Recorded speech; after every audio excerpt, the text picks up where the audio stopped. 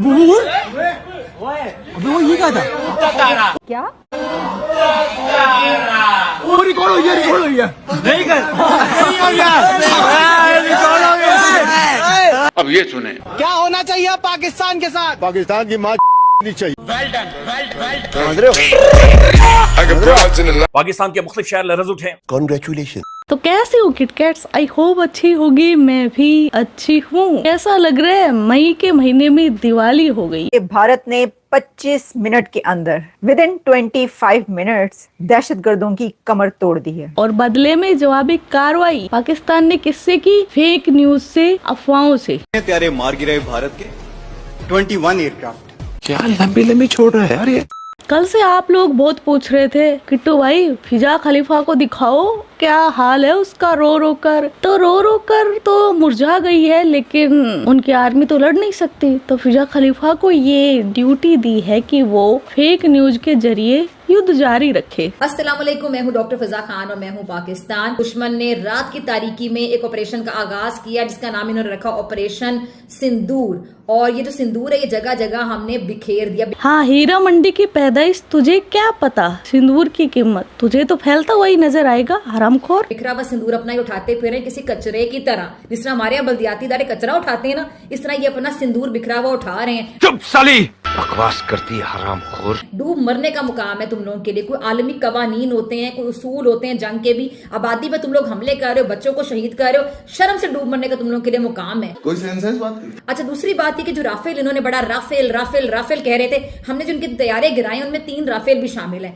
और राफेल के बारे में जरा आपको बता दूं, इनका बड़ा मान था राफेल, तो ऐसे मान डूबा के राफेल के शेयर्स ही गिर गए। 6% शेयर्स राफेल के गिर चुके हैं। और इसके साथ साथ मैं आपको बताऊं 36 इन्होंने राफेल मंगवाए थे और आगे जो इन्होंने ऑर्डर दिया हुआ था 26 राफेल और आने थे, यानी 36 और 26 तकरीबन बनता है 62, 62। और जो 36 थे, चले वो वाले 5 तो बाद में आने थे ना, जो 36 अभी आए थे ना उनमें से हमने 3 गिरा दिए, 33 बचे हैं। अगर कहते हो तो 33 भी गिरा देंगे। आओ जरा 33 गिराने के लिए हम तैयार बैठे। अब इसकी झूठी न्यूज का जवाब खुद एक पाकिस्तानी देगा। एक तस्वीर चल रही है ये, और ये पीटीवी भी दिखा रहा है और पाकिस्तान के सारे मीडिया चैनल्स दिखा रहे हैं कि जैसे ये भारतीय जहाज के मलबे की तस्वीर है, जबकि ये बात दुरुस्त नहीं है।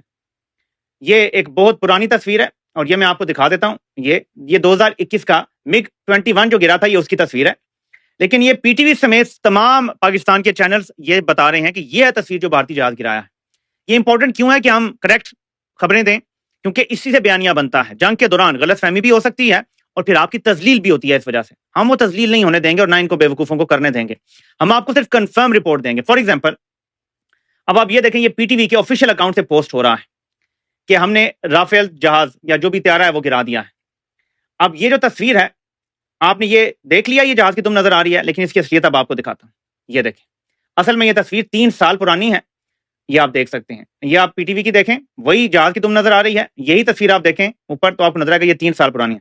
यानी आपका सरकारी चैनल असल तस्वीर नहीं अभी तक आई, तो भाई कोई एआई से जनरेट कर लो। फॉर एग्जांपल मैं मिसाल देता हूं आपको, ये एआई जनरेटेड है। आपने अगर सिर्फ दिखाना है कि आपने जहाज गिरा दिया तो ये काफी है, लेकिन फेक इमेज से भारत को बयानिया मिलेगा कि पाकिस्तान झूठ बोल रहा है, तो ये नहीं होना चाहिए था। अब नेक्स्ट आपको सूरत हाल बताता हूं, क्योंकि 2 ऐसे इमेजेस आ रहे हैं।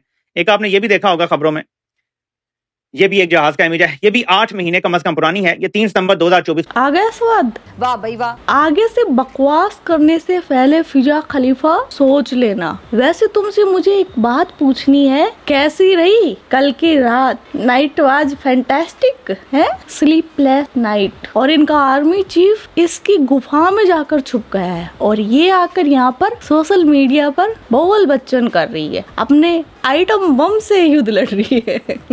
ओ भाई, मुसलमान है, मुसलमान मुल्क है, तो मरने के बाद तो हमारी जिंदगी शुरू होती है।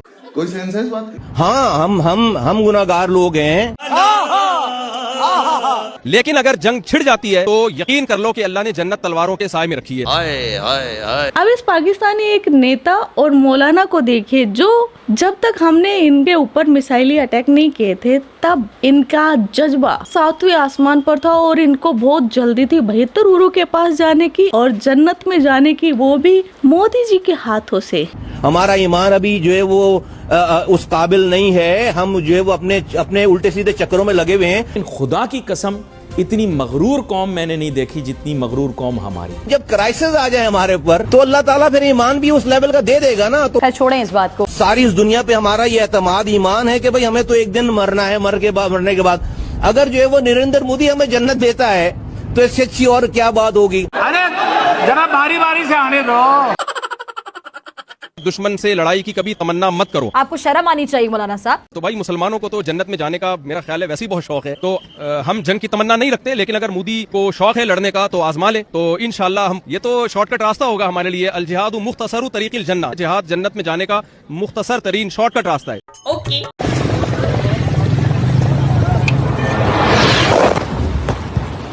और कल रात के बाद से इस मौलाना की फटके फलावर हो गई। वैसे तो मैं बता दूं ये मौलाना बस आतंकियों को ही बेहतर हुरों का लालच दे सकता है। खुद जब जब इसके ऊपर मरने की बात आई है तो ये बोलता बेशक हो कि इनकी जिंदगी मरने के बाद शुरू होती है, लेकिन जब इसके ऊपर फतवा लगा तो भी ये डर कर छुप गया था। अब जैसे ही कल आतंकियों को चुन चुन कर मारा गया, पाकिस्तान के घर में घुस के मारा गया, तब से इस मौलाना का डर सातवें आसमान पर है, बिल्कुल इनके जज्बे की तरह। ना इंडिया से हमारी दुश्मनी है, ना इंडिया की पाकिस्तान से दुश्मनी है। ये एक गवर्नमेंट है मोदी जिसने दिमाग खराब किया हुआ है, जिसका अपनी खोपड़ी आउट हुई हुई है और सारी दुनिया को वो बदअमनी में डाल रहा है। इंडियन को भी चाहिए, पाकिस्तानियों को भी चाहिए, एक इंसान को काबू में लाएं आप। एक की खोपड़ी को सेट कर देंगे, पूरी दुनिया में अमन हो जाएगा। उसकी खोपड़ी खराब होगी। क्यों अब नहीं जाना जन्नत? मोदी जी के हाथों से बड़ा शॉर्टकट रास्ता दिख रहा था ये तो जन्नत जाने का। इनसे बस मीम वॉर करवा लो, बकचोदी करवा लो, बाकी इनके बस की बात कुछ नहीं है। आपके मासूम जो शहीद हो रहे हैं उनसे अल्लाह की मुलाकात होगी, दुनिया में उन पर क्या बीती इस पर भी बात होगी। खुदारा अपने मासूमों को तलकीन कीजिएगा कि वो अल्लाह से हमारी शिकायत ना करे। ये कोई नई मोहतरमा आई है न्यूज में इसको तो कुछ ज्यादा ही रोना आ रहा है, लेकिन ये एक चीज बोल रही है, मासूम आतंकी और मासूम। खैर इनके लिए आतंकी मासूम भी हो सकते हैं क्योंकि आतंकी इनके हीरो हो सकते हैं। ओसामा बिन लादेन इनका हीरो है तो मसूद अजहर भी इनका मासूम बच्चा हो सकता है। दूध तो यही पिलाती है, पालती तो यही है हरामजादी, तो मासूम ही नजर आएगा। वैसे बताया जा रहा है कि मसूद अजहर के फैमिली के 14 लोग मारे गए हैं और उसको पता चला है कि जब अपने मरते हैं तो कितनी तकलीफ होती है। अब उसका बोलना है कि काश वो भी मर जाता। हम भी तो यही बोल रहे हैं कि काश साले तू भी मर जाता। बल्कि अल्लाह से दरख्वास्त करे कि वो हमारे जैसे कमजोर ईमान वालों को ताकत अता करे, क्योंकि हम भूले हुए हैं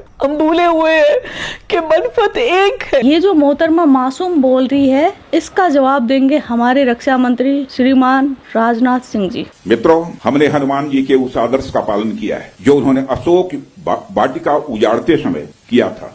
जिन मोहि मारा तिन मोहि मारे, हमने केवल उन्हीं को मारा जिन्होंने हमारे मासूमों को मारा। जैसे ही हमारी सेना ने पाकिस्तान के आतंकी ठिकानों 9 ठिकानों पर हमला किया, उसके बाद सबसे ज्यादा अगर दिमागी संतुलन किसी का खोया है तो वो है ये किरण खाज। पता नहीं क्या ही बकवास कर रही है। जमीन कांप उठी है, समंदर खामोश हो गए हैं, दरिया अपने आंसुओं में बहने लगे हैं, पहाड़ लरज उठे हैं, मैदान साकित हो गए हैं, सहराओं में वीरानी छा गई है, परिंदों ने चहचहाना बंद कर दिया है।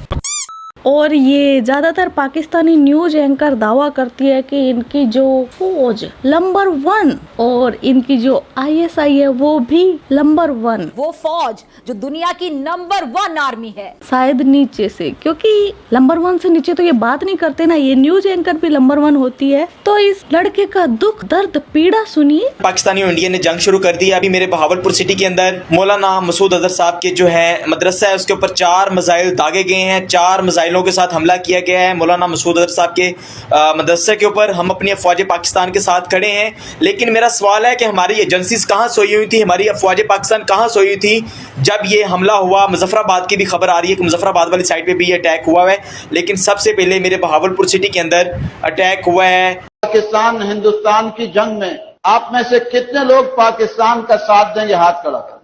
कम ही नजर आ रहे हैं। क्यों भाई? क्योंकि कुछ नहीं कर सके थे, सिर्फ दावे थे बड़े बड़े, प्रैक्टिकल 0 0 अंडा साबित हुए। पहले इनके आवाम को लग रहा था कि मजाक चल रहा है, बड़ा मीम खेल रहे। इनकी एक मंत्री है, मंत्री तो क्या चमची है उस मरियम बीबी की, उसने बोला था कि मीम वॉर में तो हम ही जीत गए। वाह सालो, तुम मीम में ही जीत सकते हो, असल युद्ध में तो तुम्हारी कापे टांग जाती है, पतलून में टट्टी कर देते हो, सरेंडर कर देते हो, पिल में छुप जाते हो, घुटने टेक देते हो, जूते चाटने लगते हो। और क्या बोलूं, मेरे पास अल्फाज कम पड़ गए तुम्हें जलील करने के लिए। इतनी हरी हुई कौम है पाकिस्तान। अब तो तुम्हें जिन्ना खुद कब्र में से उठकर गाली दे रहा होगा। सुनो ये। मेरे अजीज हमवतनों, बहन के कुछ और माँ के आपने देख लिया है कि मेरे जाने के बाद मुल्क की क्या माँ है, मुल्क की माँ रही है। जागो, क्या मरा के सोते ही रहोगे। पाकिस्तानी अफवाहों से बचे, इनको तमाचा जड़े वहीं पर जहाँ भी पाकिस्तानी अफवाह फैलाता नजर आए, क्योंकि इनको बैन सही किया गया है। इनके जो वरिष्ठ पत्रकार कहलाते थे खुद बोलते थे कि इनके जो टैंक है उनका तेल खत्म हो चुका है। आज वो भी पता नहीं इनकी आर्मी के दबाव में आकर या क्या वजह है मुझे नहीं पता, लेकिन वो भी अफवाह फैला रहे हैं। हामिद मीर जैसे, क्या बोले इनके बारे में, सुनते जाइए। तो ये जो 22 अप्रैल को पहलगाम में टेरर अटैक करवाया था पाकिस्तान ने, उसका बदला था ये। अभी हमारी तरफ से युद्ध नहीं है। अगर पाकिस्तान अभी भी बाज नहीं आता है तो फिर युद्ध हो सकता है, और फिर उसके बाद पाकिस्तान मुझे लगता है नक्शे पर नजर नहीं आएगा। तो पाकिस्तान की भलाई इसी में है कि अपनी हद में रहे। अच्छा जी, आपका पॉइंट आ गया। और मई के महीने में दिवाली मनवाने पर हमारी भारतीय सेना के लिए बहुत बहुत धन्यवाद, बहुत बहुत आभार तो बनता है। जय हिंद की सेना, वंदे मातरम, भारत माता की जय। तो यो किट्टू भाई।